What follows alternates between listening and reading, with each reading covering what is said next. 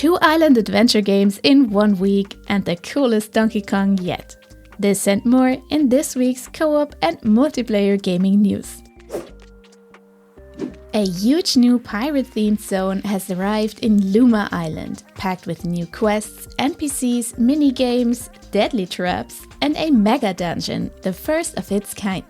You can now pick up the shipwright profession, letting you craft boat pieces and work together to rebuild a mysterious lost pirate ship.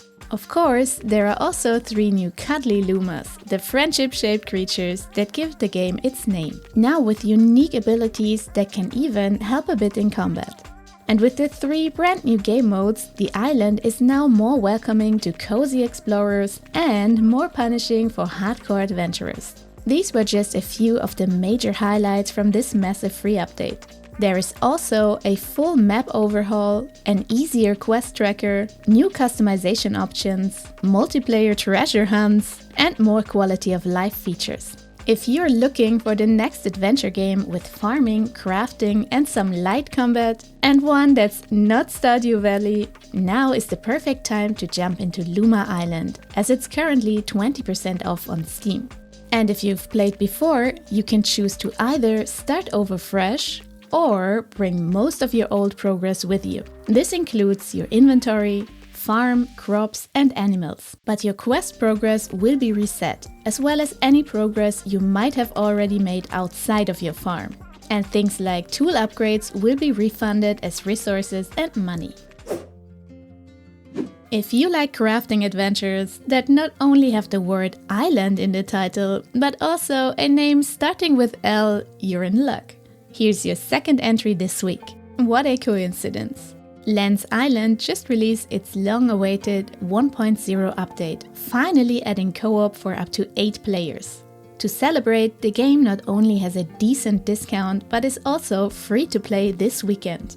It's been on our radar for a while, so naturally we jumped in and wanted to share our thoughts just in case you can't check it out yourself. And honestly, it's quite fun. Not revolutionary, not terrible, just comfortably in the middle. Surprisingly, co-op is one of its stronger points. Joining works flawlessly, quests complete for everyone, progress is shared, and there's even an in-game chat and map indicators to keep your group connected. Building and fighting together actually feels good. That said, aside from the tutorial, you're very much on your own, which might be refreshing or frustrating, depending on your playstyle. The world is procedurally generated, but feels a little empty, and backtracking gets old fast. Our least favorite part was the camera. It floats in a distant 2.5D angle, which makes the world feel even more lifeless and kind of buries the nice art style beneath it. Nox was tempted to stick around a bit longer to see if the mid to late game had something more to offer.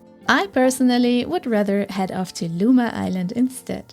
But hey, it's free right now, so if it sounds like your thing, give it a try and build your own opinion. Elden Ring Night Rain has added the ever-dark Sovereigns, which are time-limited versions of the game's toughest Night Lords. Already hard boss enemies, now even harder, with new moves, higher difficulty, but also some exclusive loot. One Sovereign appears each week, starting with Adel, Baron of the Night, also known as Gaping Jaw. To challenge the Sovereigns, you must have already beaten the original base version.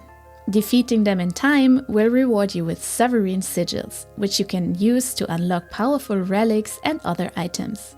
On paper, this sounds great. More free content is always welcome. But honestly, we are not fans of this growing trend of time limiting all and every content in every game. Seasonal events make sense, but time gating boss fights like this does not. This adds nothing but unnecessary pressure for players. If you're a completionist or playing multiple games, it just adds pressure to log in constantly, even when the content could easily be made permanent. And good luck if one of these bosses turns out unbalanced, or if your group of 3 isn't well coordinated and capable. Donkey Kong Bonanza looks like it might be the next major co-op release for the Switch 2, arriving on July 17th. What really caught us off guard about this is that it's not just another platformer. It features an open world and destructible environments, similar to other voxel-based games. Donkey Kong can smash through walls, dig tunnels, or tear up parts of the terrain to throw at enemies. But the best part is, DK is not alone in this. Pauline joins the adventure, a young girl with a powerful singing voice who serves as player 2 in couch co-op. Using the Joy-Con's pointer controls, she can blast rocks and support DK with her songs. She can trigger temporary transformations that let him take on new forms, like an enraged Kong, a zebra, or even an ostrich. The only thing that we're a bit afraid of after watching the trailer is that the abilities of the two might actually be a bit one-sided. It seems like DK is handling most of the action, while Pauline seems more of a support character. This raises some doubts for us about whether both roles offer equal engagement, because player 2 might be left in a more passive role. But for some duos playing, this could of course be an advantage too, if you're playing with less experienced gamers. To help new players even more, there are also different assist modes like aim assist and pathing guidance. This makes it even harder to hold off on purchasing a Switch 2 of our own just now, as we told ourselves to wait until there's a bigger roster of cool exclusives. On June 25th, Palworld is getting a major content update, and this time it's a crossover with Terraria. While official details are still mostly unknown, the trailer teases the addition of the iconic Terra Blade, suggesting it'll be a new obtainable weapon.